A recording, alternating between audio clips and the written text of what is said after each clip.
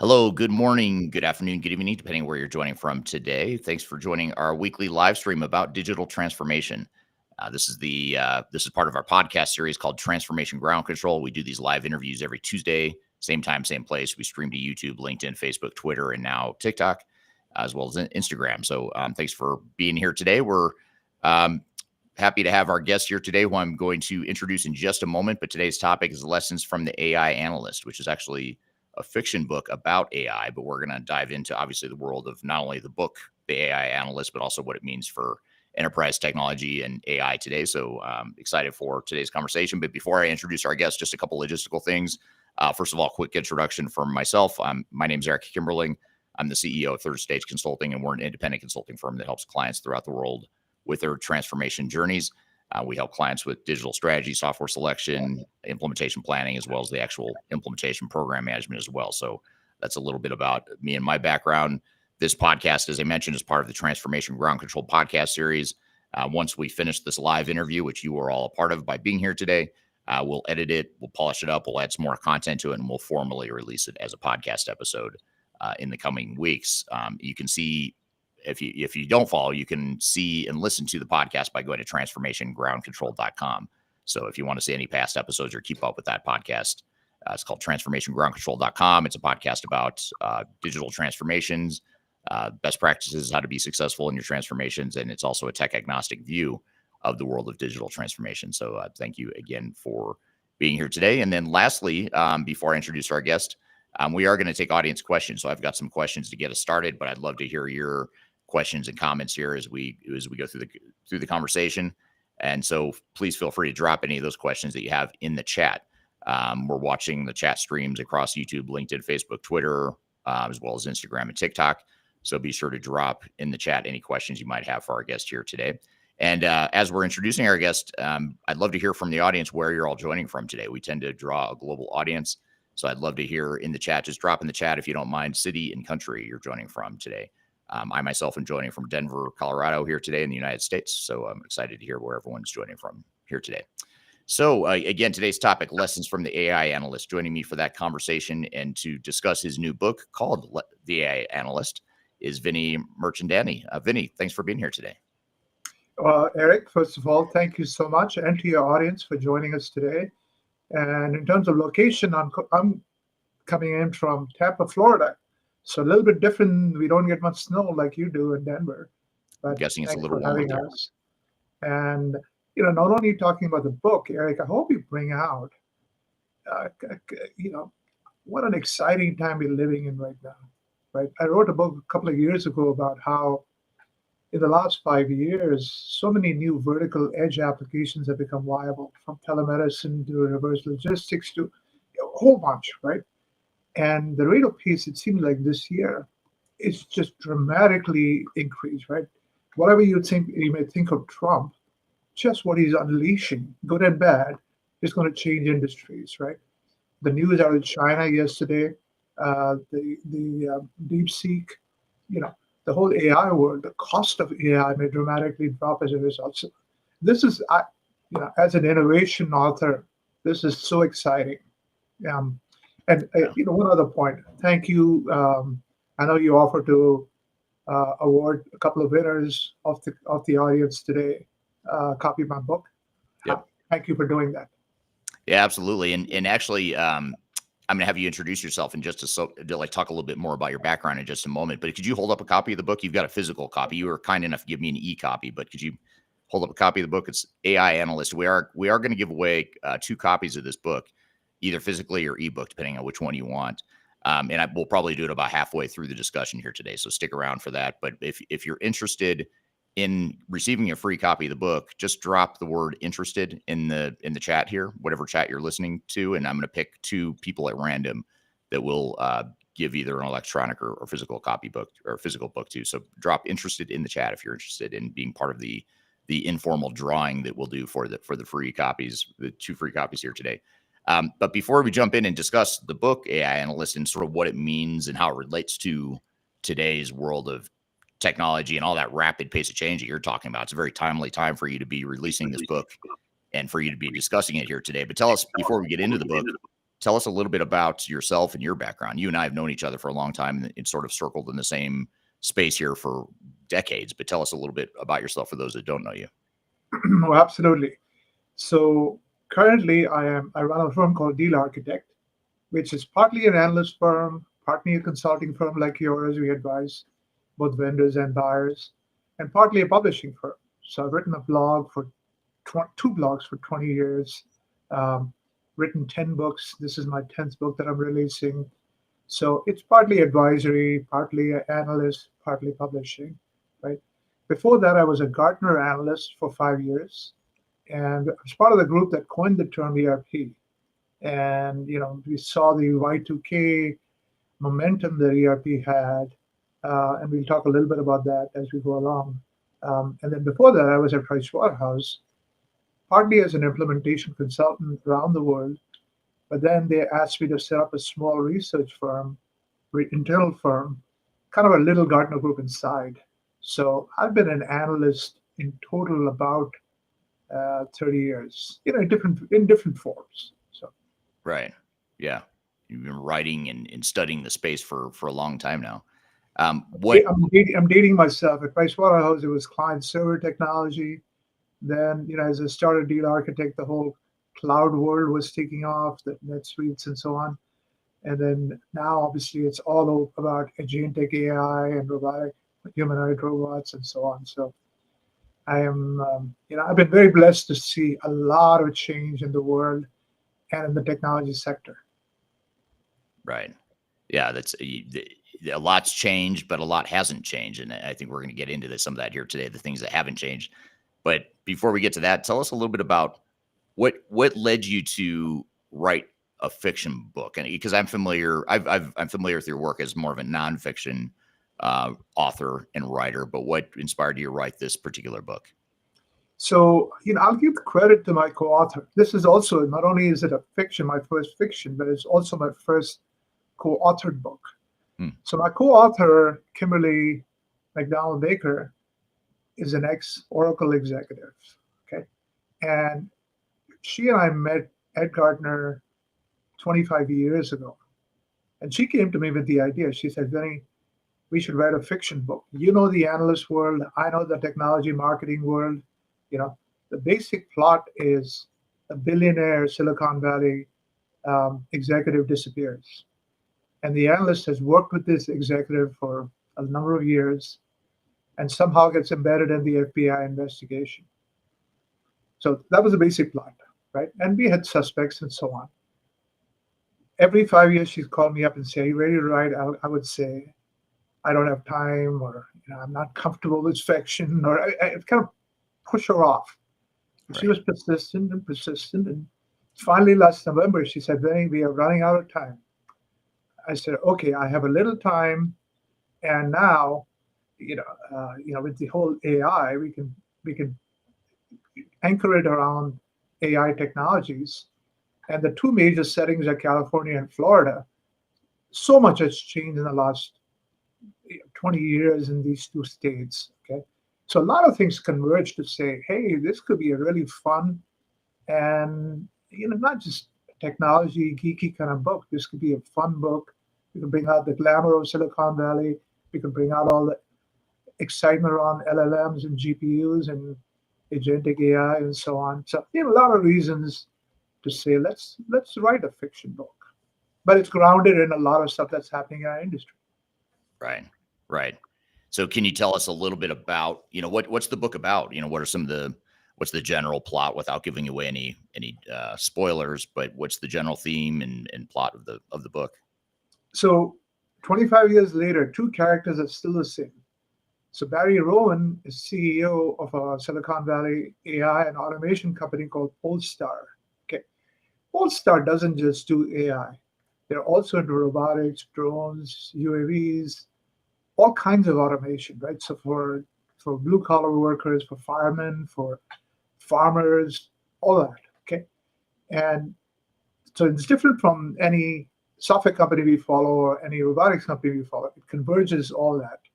In addition, its definition of verticals is very different than what people today say. I'm in the utility sector or I'm in the telecom sector and so on. They define their verticals as every one of the occupations, 800 occupations that the Bureau of Labor Statistics tracks. So when they decide to go after an occupation, they really go in and look, okay, if you're going to sell to the fire, firehouse, fire and safety departments, we better have, you know, thermal goggles that these firemen can use. We better have um, acoustic suppressants. All kinds of STEM disciplines come into play when they decide to go after a vertical. Okay. So it's a next generation vendor in my mind because they do a lot of stuff that well, most of the people we cover are only into software, only into IT centric stuff, and they pretend to be vertical. They really are. They do horizontal HR, payroll, MRP, etc. The other big character is Patrick Brennan. Patrick is an analyst at a firm called Oxford Research. So he's like an analyst like you and me. I mean, he's covered different markets. Difference is he used to work for Polestar. He worked for Barry for 5 years. Okay, so he knows him very well. In fact, introduced several verticals for Barry. Okay, um, and so Barry disappears. Okay, and nobody knows what's happened to Barry. Hmm. The FBI thinks he's absconded. Um, the in our sector, we are so proud of ourselves. We're ethical and blah blah blah. The FBI's most was wanted list, one of the biggest categories is cybercrime. We're actually an industry of scumbags. So their immediate thought is Barry is absconded, right? Patrick gets involved in the um, search and investigation because his firm has done work for the FBI. Not Hmm. only do they write research, they have their version of Magic Quadrants. They also have labs that test products, test security, et cetera, et cetera.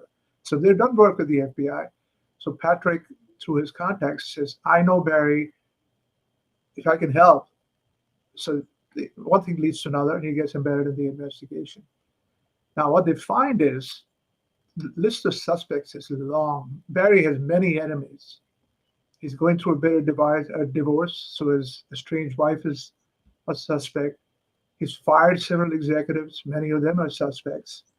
He's botched a couple of acquisitions, and their founders are suspects. Chinese intelligence comes into play because they're interested in his AI technologies. Hmm. Um, the mob is involved. I won't tell you. I mean, I won't tell you too much details, but the mob is involved. Latin gangs are involved. So there's a number of suspects, and Patrick actually helps them go through all that with a co-pilot called Sherlock that they've developed for intelligence agencies, and yeah, and he helps the investigation quite actually becomes a key part of the whole investigation, including convincing the FBI that Barry is a fighter. He's not a he'll given a choice, he'll pick fight over flight. He's not. He hasn't absconded. So Yeah. that's the basic plot. Is a search for a missing AI CEO. And it's not just the human detectives, obviously, and Patrick and so on. There's AI involved in the search. There are robotics involved in the search, and so on. So it brings out a lot of automation on how um, crime enforcement is using technologies. Yeah. Yeah. So how did your background in being a technology analyst, how did that influence the development of the plot and its characters? Obviously, you're talking about AI and enterprise types of technology here, but what else, in terms of your background at Gartner and being an analyst, how did that help you inform and write the It, book? one of the biggest things that we had to bring out of the book was not assume that people know anything about analysts, right? So because what I found was in my initial surveying, people didn't know what a technology analyst does. They still don't, right? We're a mysterious crowd. They know we're influential, but very few of them know how we come up with our magic quadrants and how we do our surveying and so on. So I had to include some of the history of the industry analyst market just to set the stage on what does an analyst do and point out how influential, not just industry analysts, but Wall Street financial analysts, and vendor market sizing analyst, and so on. So in the prologue, actually, I have 2 pages that describe, I call it a small but influential club. Um, and, I had to go through that.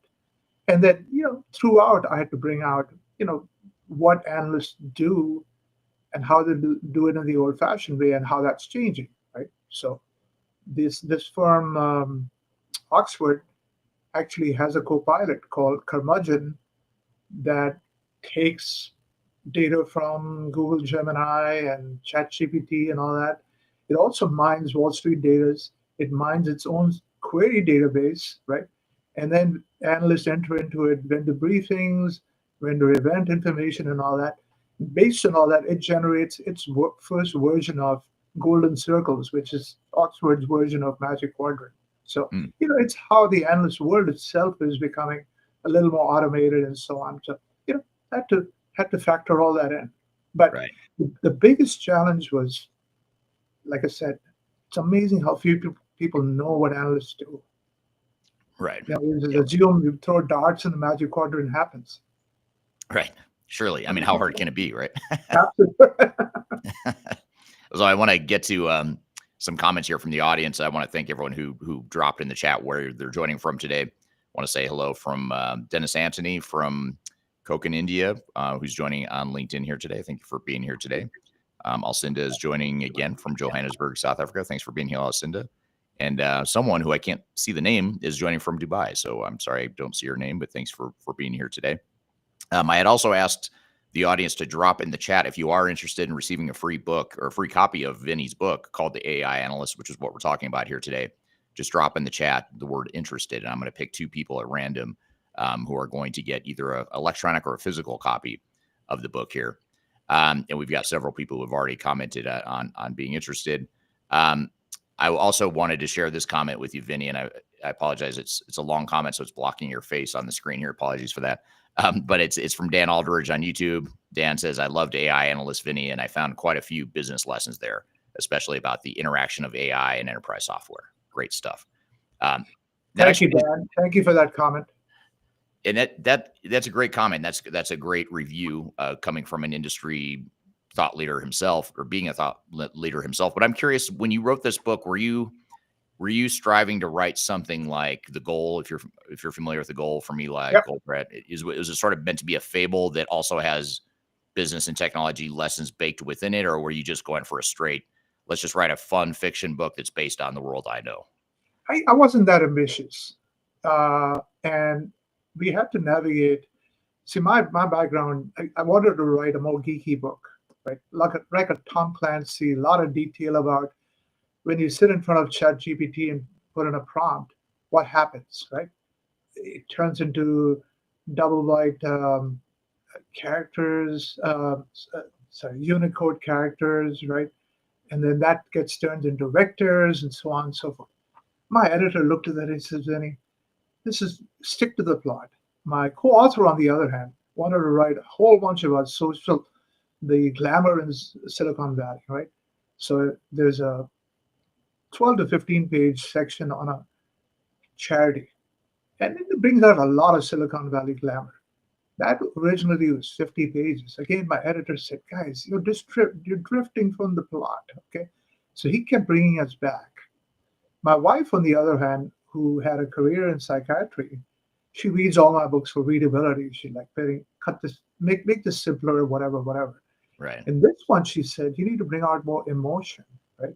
So, because you're dealing with humans here. In fiction, you're dealing with humans, not just product or code or whatever, right? And so she gave me an example. She goes, early in the scene when Barry disappears, the chief counsel of Polestar calls an emergency executive meeting and convenes the meeting by saying, everybody put your mobile phones in this basket, and then tells the assistant, takes the basket and put it in the microwave. Okay. And so, and basically we just moved on to the next scene. She goes, are you serious? You got high testosterone executives. Are they just going to give the phone and say, why don't you make some of them scream? My whole life is in that phone. What the hell are you doing? What are you going to fry my phone? Right? One of them says, Is John Snowden in the room? What are you doing? Right? So Right.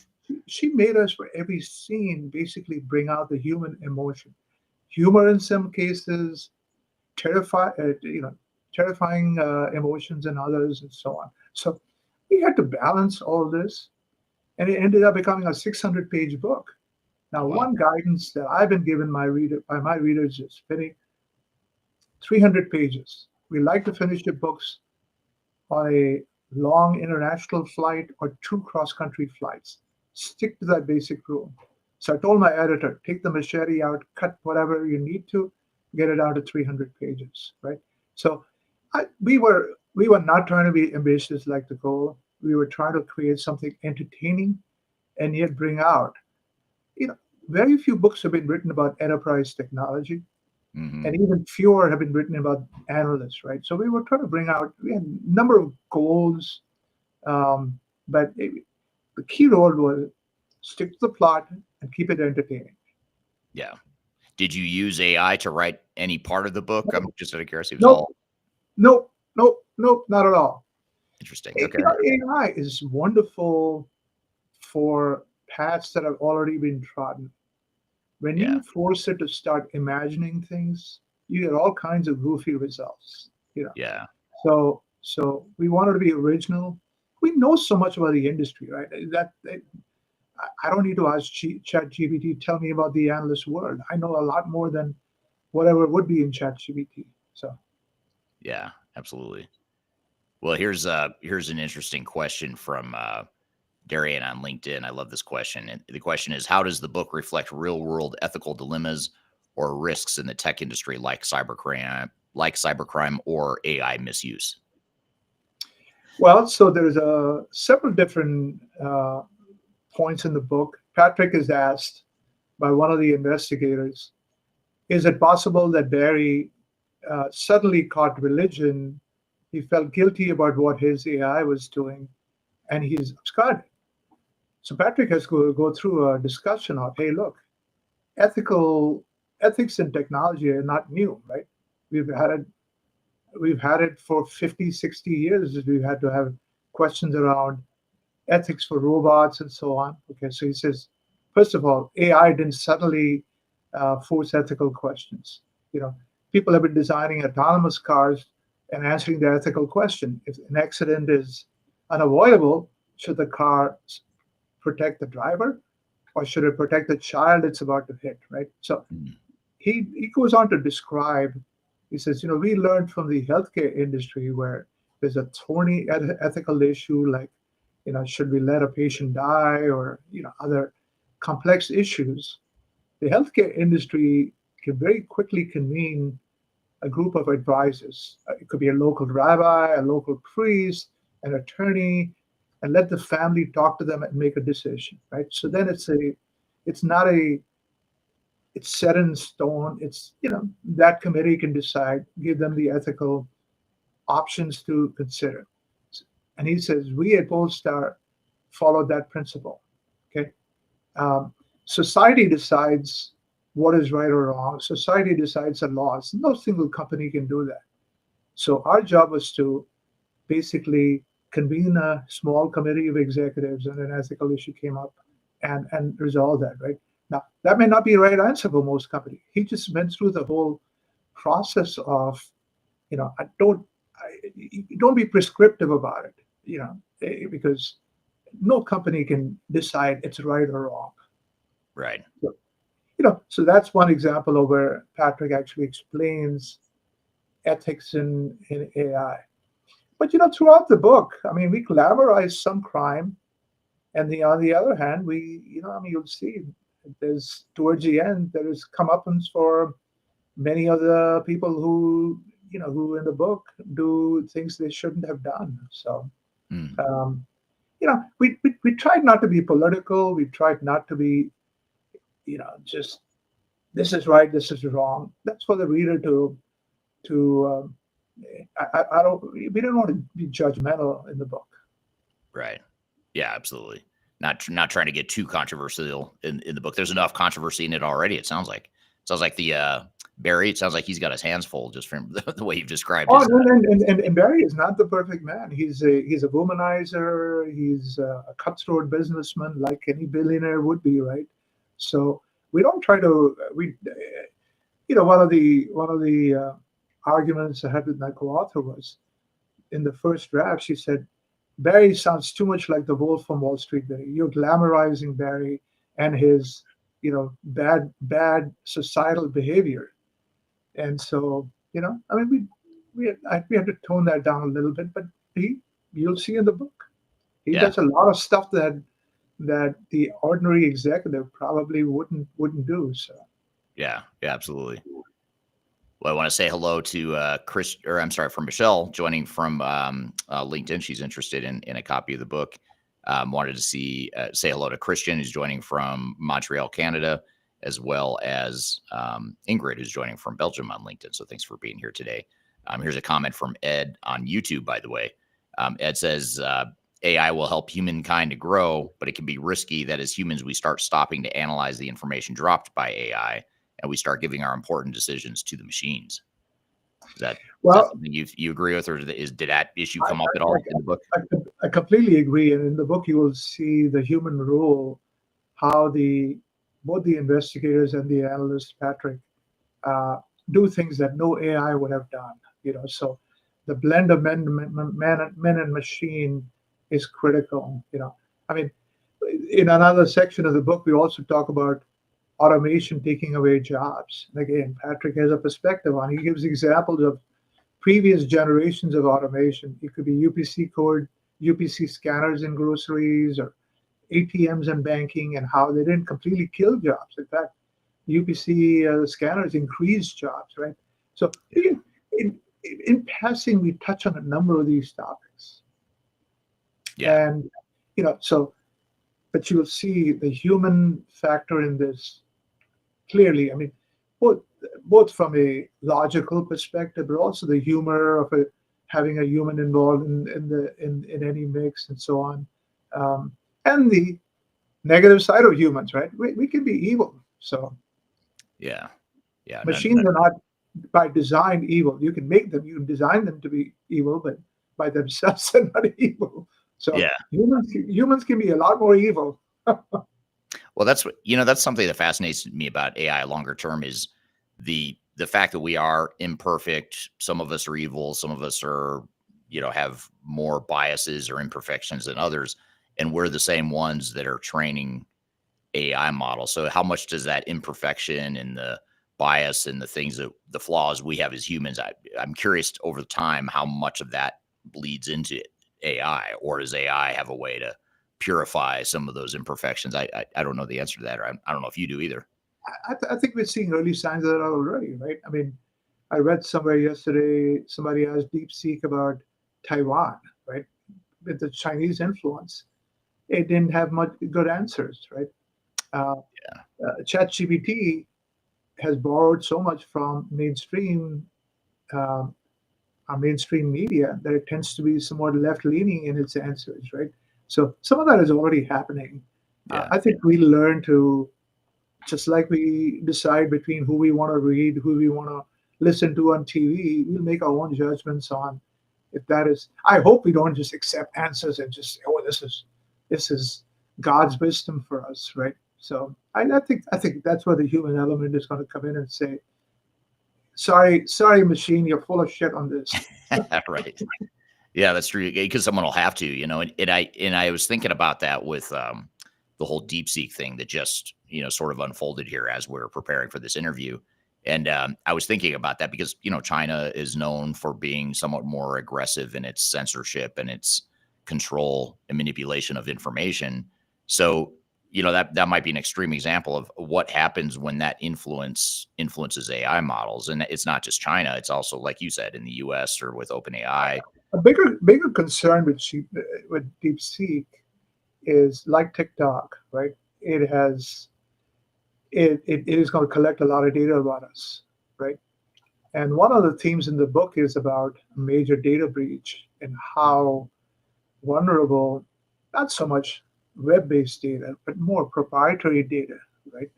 companies have some really, really sensitive data. Oil companies have, seismic data on oil fields. Drug companies have molecular data on pharmaceuticals and so on. You won't believe the even before AI became popular, the hacking effect attempts that are made on their data, and that has only increased because of machines cannot do all this stuff without getting a lot of data for that particular domain, right? So we bring out a lot of the. Uh, there's a character in the book who goes, I spent a lot of time in the Middle East, and we used to joke about who put our oil under their sand, right? And then he turns serious and he goes, nowadays we are saying who put our data in their data centers. We pretend like we own everybody's data, right? And so we're willing to hack into it. We're willing to steal it. So we bring out some of the data protection and data ethical issues that I don't think we've publicly talked much about. Right. Yeah. These are big issues that we've got to work through for sure. But I don't want to scare the audience off. This is not a geeky book. This is a fun book. Fun read. The other thing is also there's a lot of next generation. I mentioned Polestar as a next generation technology vendor, right? That we display. Um, there's a next generation technology buyer in the financial sector that we bring out. We obviously bring out the next generation technology analysts. So as you read it, you will see the world that I'm seeing 2, 3 years out, maybe 5 years out. Okay, so it's not just a narrow AI focused book in that sense. Yeah.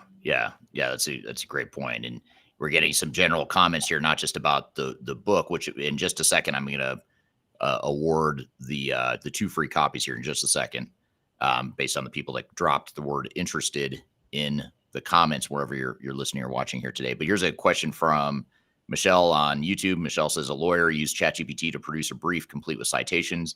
He submitted it to the court. I'm not sure what happened to the lawyer when it was discovered that the citations had been made up. I think I heard that too. I don't remember where that was, but I think I remember maybe there's more than one case or instance where a lawyer had used AI to create a briefing, which I'm sure that's highly frowned upon in the court system, I'm guessing. I mean, we've got. I mean, we talk a little bit about in the book about traceability, right? When you one of the big things with AI is you need to audit the results, and so traceability of where it's sourcing the data, the citations, and so on is very important. The Yeah. New York Times has sued OpenAI for mining its what is it proprietary data. They've used articles without paying the New York Times for it, right? So there's a we'll have to carefully navigate the minefields that are opening up with AI and use co-pilots and so on. Yeah, absolutely. And along those lines, Derek on YouTube has a comment. Derek says, a great point. Discernment is critical when it comes to using these tools and how they play a part in influencing our mindsets. Not just influencing our mindsets. Derek, that's a good point. But not just minds. From a legal perspective, right? I mean, I started my career at Pricewaterhouse as a CPA, and you see the annual reports of companies, and there's even a page that has all the summary data, right? We had 42% growth, we had 82,333 employees, and all that. Every little data point had to be validated, right? We needed an audit trail for every one of them. That same level of discipline is going to come to corporations to say, don't just accept what you get from your co-pilot or your agent, digital agent, but run an audit trail. Go back to the source and make sure you can justify what you're presenting, right? So, Yeah, absolutely.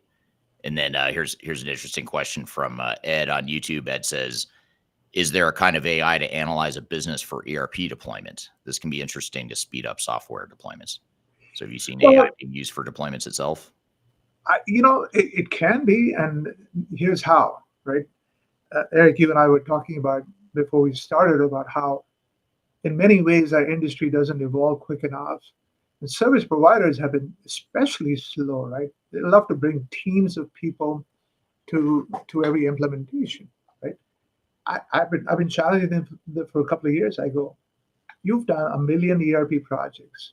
You have work plans. You have unit testing plans. You have training modules. You have data conversion plans and all that. Put all that into a big LLM and generate the first version for every client. Why do you have to have human beings come up with each of these, recreate the wheel each time, right? Right. And they go, oh, Vinny, it's so complicated. But it's because they don't want to. They want to stick to the talent-based, chargeable hour model, right? Yeah. That would be so easy to do, and we could get so much productivity from using what we've learned. What worked, what didn't work for the last 20 years. We could apply that, get a lot of productivity improvement. I mean, one of the most promising use cases for generative AI is code generation, right? And companies are already doing it. Why can't systems integrators do that, right? So, I mean, there's plenty we can do using AI to streamline and make our implementations a lot quicker, a lot more productive. Right. Absolutely. Well, I'm going to take a moment here and award the raffle here, the two free copies of the book. The first one is going to go to Alcinda on LinkedIn. So Alcinda Moselar. So we'll be sure to reach out to Vinny Alcinda since you're on LinkedIn, watching on LinkedIn. I've tagged him in the stream there, so you can contact him for that free copy. So Alcinda is going to get a free copy, as is Michelle on. I'm not sure where she's. Oh, she's joining from LinkedIn. I think she's on YouTube as well. So Michelle Norton from New Jersey is also getting a copy. So those are the two free copies that we're giving out. Be sure to get in touch with Vinny to claim your free copy, and you can reach out to him. And by the way, while we're talking about it, Vinny, where's this book available for people that are interested in buying a copy? The best source is Amazon, and three levels of pricing.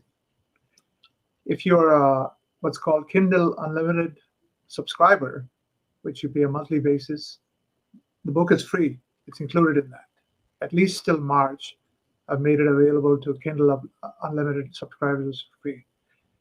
If you have to buy it on Amazon, the Kindle single copy is $9.99, or you can order a print copy. And Amazon, it's fantastic. The project. I mean, the process it's a robotic process. They actually take the whole imprint of the book and generate a book specifically for your order and ship it. I mean, within 2 days you'll have a copy. I mean, it's amazing the whole how easy book once it's written, book distributions become. Oh, I know it So is amazing. both Alcinda and Melissa, right? What was the Michelle Michelle? with an Michelle, please Mecheal. let me know if you want an e-copy or a print copy. Either way, I'll make sure you get one. Congratulations. Yeah, congratulations, Alcinda and Michelle.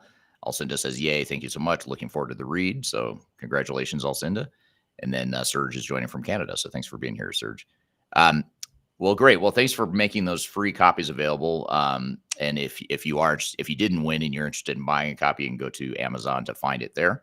But just continuing here with some of the questions I had for you. Before I do, turns out Michelle is excited as well. So Michelle just said, woohoo, thanks so much. So Congratulations. both of you. And thanks for sticking around until the drawing too. That's great that you're still here. So how is this book different from some of the other books you've written, other than the fact that it's nonfiction? I know you've written Silicon Collar and New Technology Elite. How is this similar to or different than other books, other than the fact that it's nonfiction that it's fiction instead of nonfiction? So I've written 9 books.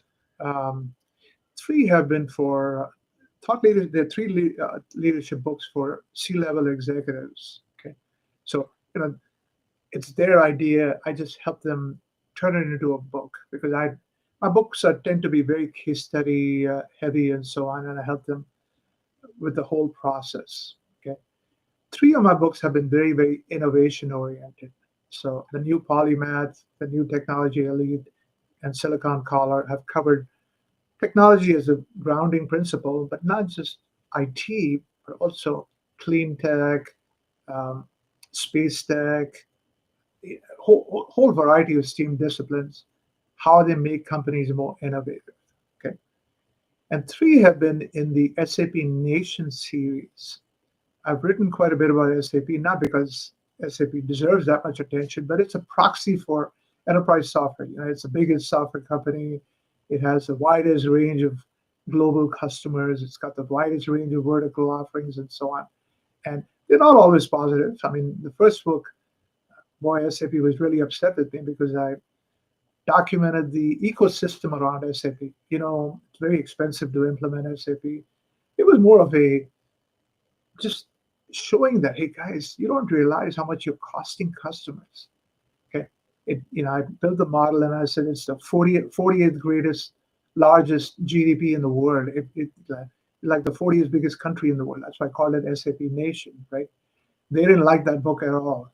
So but the other two books have been much more, generous, but fact based, right? So Yeah, that's why I with those, like that's why I enjoy your work, because you're not afraid. You're sort of like me, or John Reed and the guys over at Diginomica, or some of the. There's very few people in this industry that aren't too worried about offending people, or just telling the truth and saying it like it is. And sometimes people don't like the way you talk or I talk, or people like John Reed and a few select others in the industry speak. But I think that's part of the problem with the industry. It's such an insular there's such an insular focus. You're so focused on yourself in this industry that a lot of times we forget to look at, well, the clients implementing technology are actually the real star of the story here. And that's something you and I talked about before we went live here today, that some things in the industry have changed dramatically, but some things have not changed. And that's one of the things that hasn't changed, but maybe it will, hopefully, over time. and that comes out in the book where we say, this is how analysts were 10 years ago. Uh, there's a quote in the book that several people have liked where a senior analyst says, sacred cows make the best hamburger. Okay. Right. Yeah. And we've become as analysts, actually, we've become tame. We need to call out a lot more vendors going forward.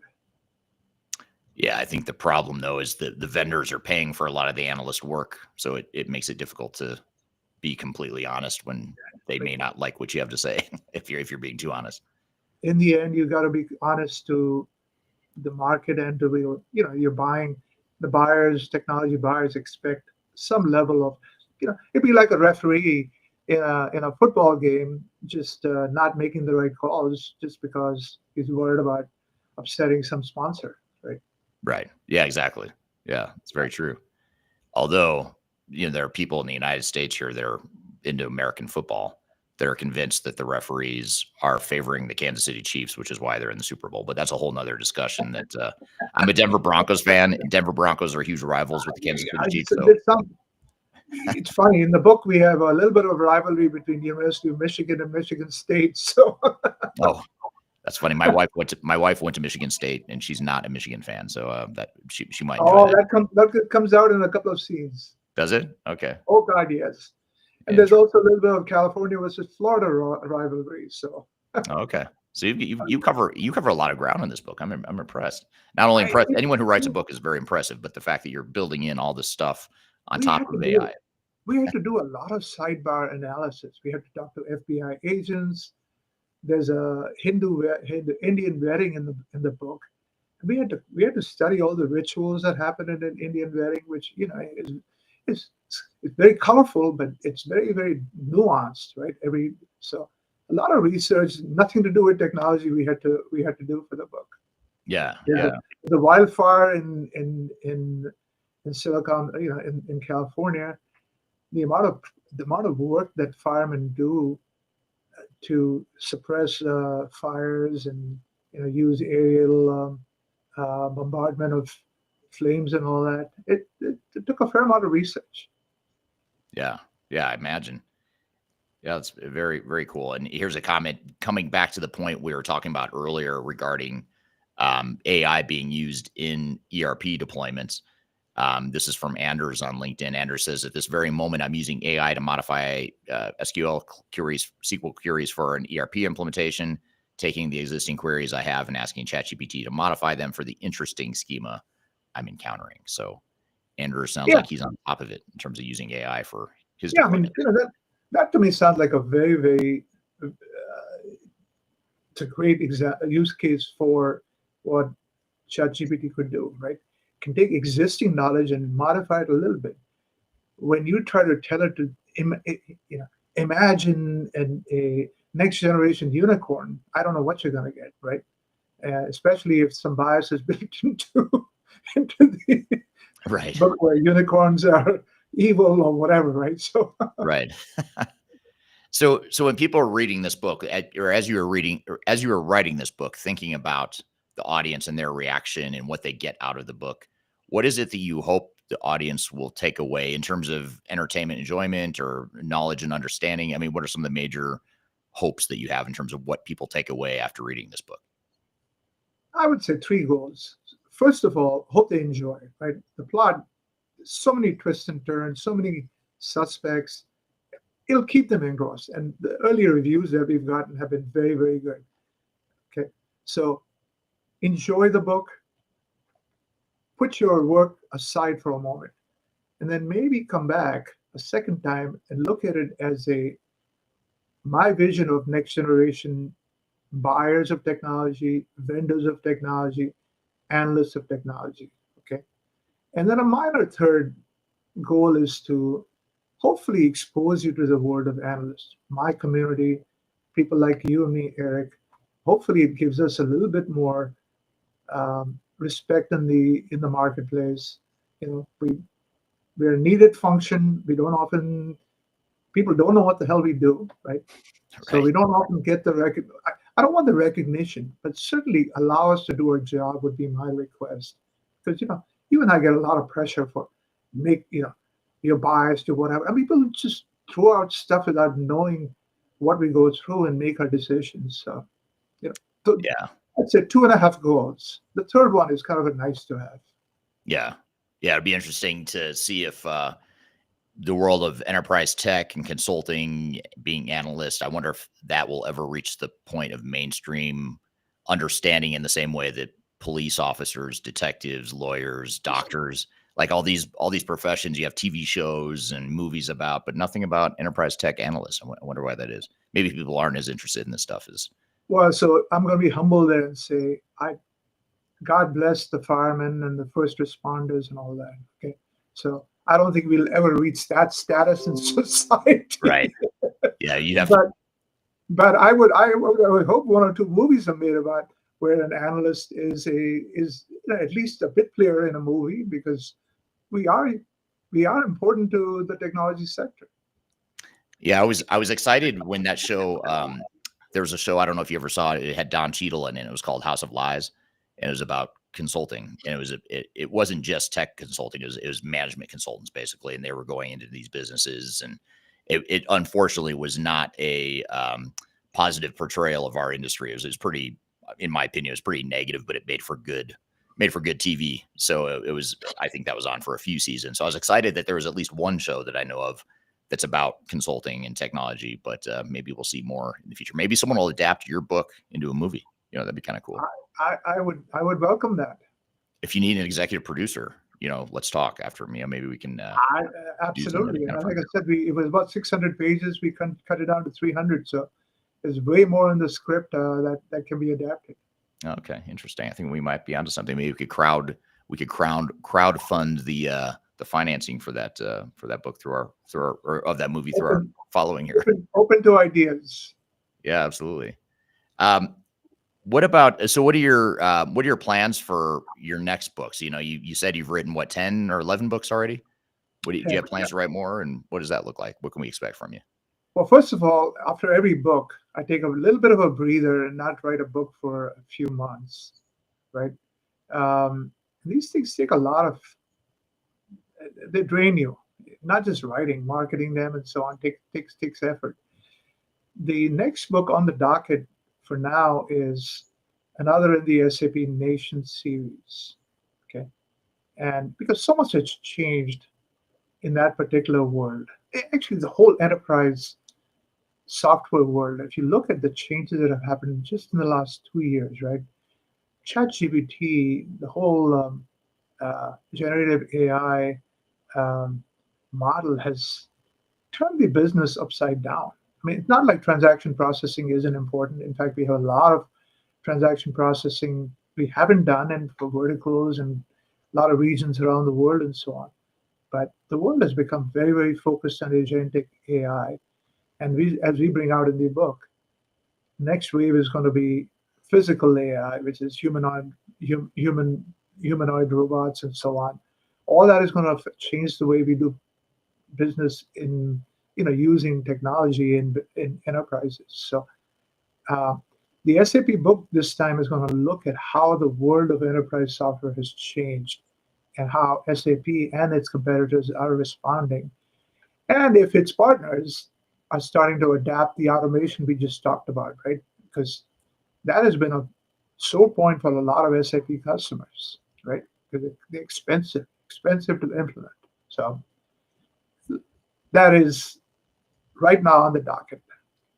Right. Interesting. So you're not slowing down, is what you're saying. Well, I'm taking a breather. Right. Hopefully, it won't be too long a breather. Right.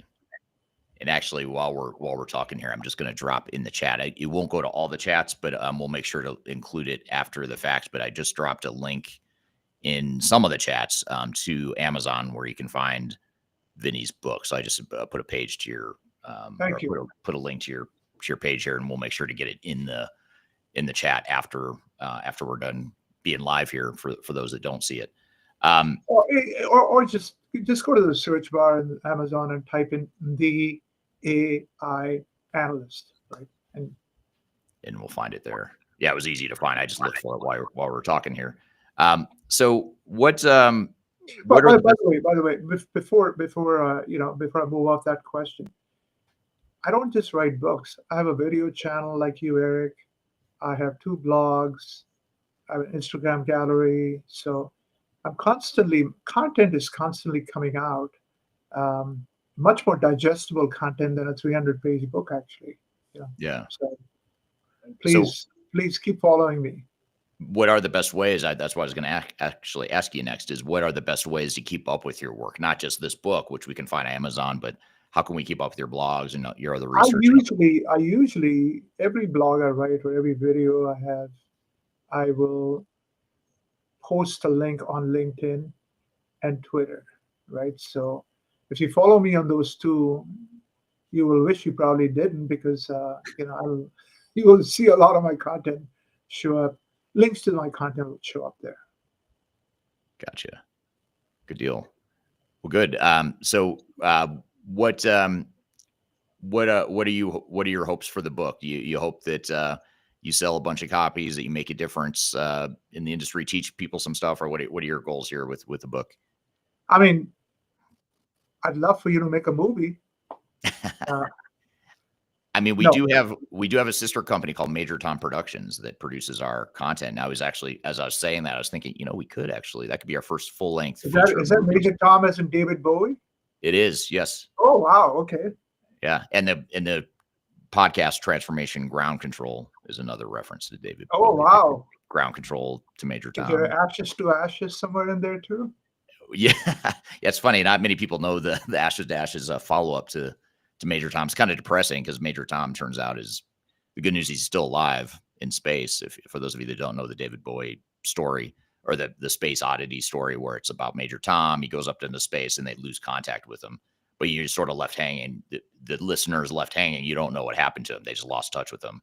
But then he puts out a song like 10 or 15 years later called Ashes to Ashes. It's sort of a follow up. And it's sort of like, here's an update on what's going on with Major Tom. Turns out he's alive, but the bad news is he's not doing well up in space. He's on drugs. Yeah, it sounds like he's on some really, really interesting chemical substances. Yeah, that you couldn't find on Earth. So only David Bowie would write a story like that. And then just another comment. William Kenny mentioned that Kristen Bell was great in that show. That was the actress. I couldn't think of her name.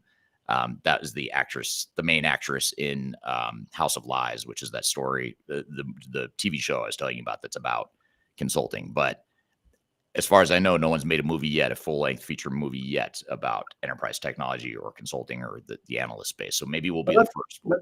let's take that offline. Yeah, let's do. I like I said, I think there is so much excitement about our industry. Um, when I was writing this book, I was looking at different industries that Polestar, the fictional company, goes after, right?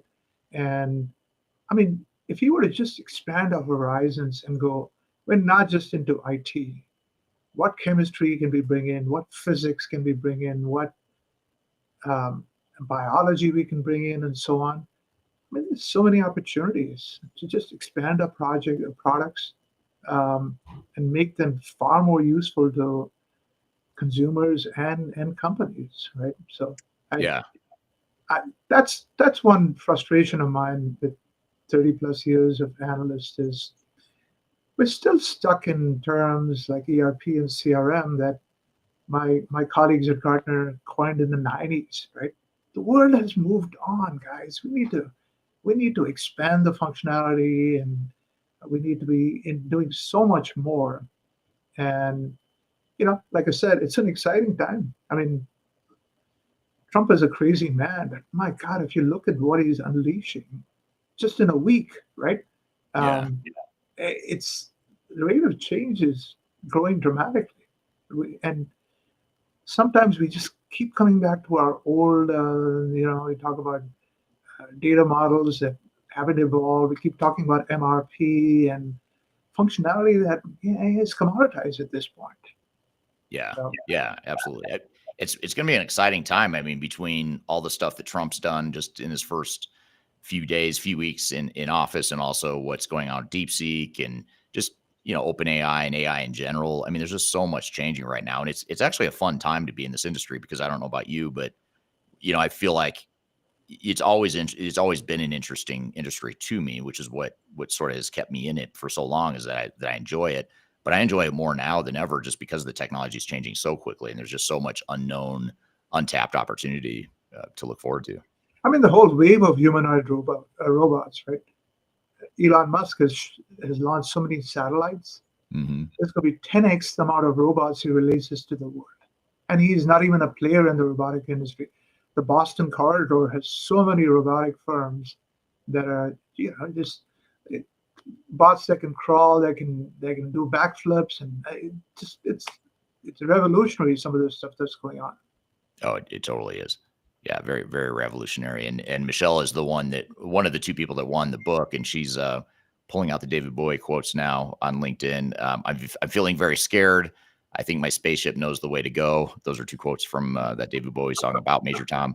And she said, could be applied to agentic AI for sure. So it's true. David Bowie was a visionary for sure. And by the way, this is a David Bowie poster right here behind me. If you can see it, there's a David Bowie thing right there. But for those of you that are watching this. But I'm going to ask you one last question, Vinny, and then I'm going to let you go because I could keep going for hours, and I know we both have our real jobs to get back to. But this is from Xenon on LinkedIn. Vinny, curious on what you believe the next paradigm shift with AI within ERPs and CRMs are going to be. What are the key problems that can be solved with these almost legacy concept coined in the 90s? So how do you see AI and ERP and CRM and some of these older technologies coming together? I think I think one of the issues I have with the technology with ERP, CRM, all the enterprise application sector is we have a lot of very good enterprise architects. We've had Hasso Plattner, Larry Ellison, Jan Bahn, Parker Harris at Salesforce, brilliant enterprise architects. We don't have enough equivalent uh, business architects, right? Mm. I went to an Amazon distribution center a few years ago. I got a tour of a distribution center, and it just blew my mind because everything was designed around let's bring work to the worker rather than have the worker walk around and find stuff and bring it and pack it and so on. Okay, so they have um, conveyor belts, miles of conveyor belts. They have Kiva robots that bring stuff to the worker. They have tape cutting machines that cut the precise amount of tape depending on the box to be used and all that. And the worker really is there to validate and pack, and and then another set of machines takes over and applies the shipping labels and so on.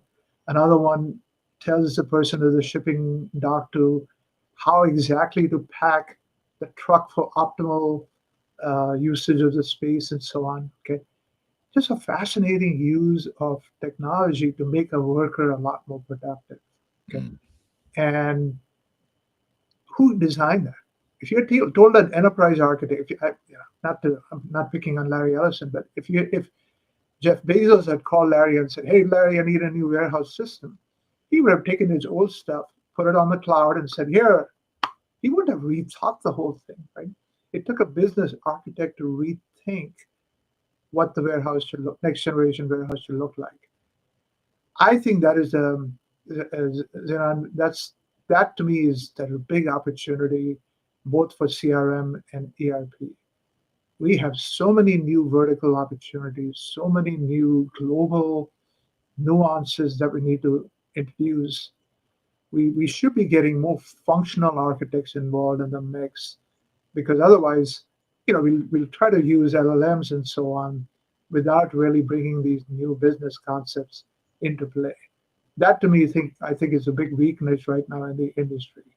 So, Yeah. long answer to your question, but No, that'll be interesting to see how that plays out, because I think you're right. The technologies that we're using today enterprise wide, for the most part, is pretty outdated. Even though we're moving to the cloud and we're adding AI into these solutions, it's still sort of the same outdated mentality of how to design and build and deploy these systems. and as a result, if you look at the first set of use cases that have come out of generative AI from the Salesforces and the Workdays and the SAPs and so on, have only, I mean, if you look at an income statement, right? SG&A is something we have been doing for a long time. So we can get good HR use cases. Yeah, it can generate better employee descriptions. Or Salesforce has agents that can do better customer service. None of them is doing anything operational, right? Mm. For operational, we need domain expertise for that industry, for that process in that industry, and we need the data. Enterprise software does not have either. Okay. So till they get there, and you can't do that without having the functional expertise to go in and convince somebody, hey, look, give me some of the pharmaceutical molecular data, right?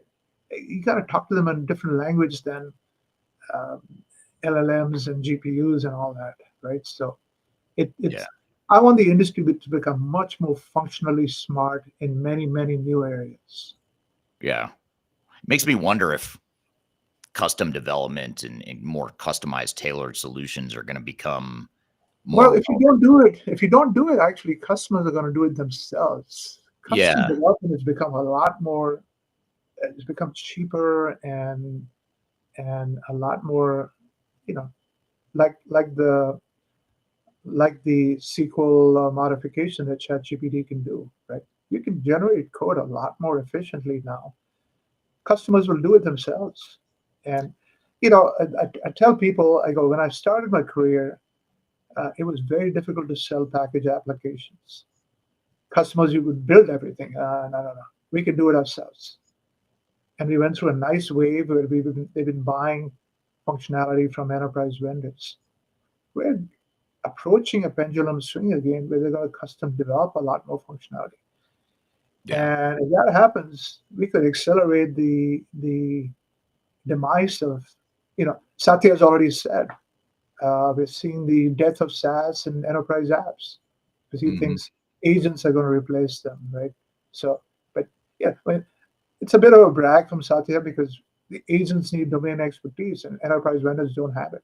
So, Yeah, and it's if you can get a really strong business architect, like you were talking about, business architects and people that really understand operations and business processes and workflows. Now all of a sudden, those people I feel like are going to become even more relevant, because you're not so dependent on technology development capabilities because you can use AI for a lot of that. So I imagine if you could, companies that could get really strong business architecture functions within their businesses, they would be in a good position to potentially create their own software and create a competitive advantage. And I think for once we could actually see enterprise IT or enterprise applications become a true competitive advantage without having to overinvest in technology or worry about it becoming outdated or obsolete. The As flip side is you don't need complex enterprise apps. You could yeah, take platforms and use those domain experts to build their own applications. It's a risky time. I see a very risky time for enterprise apps over the next few years. I agree. Yeah, I agree.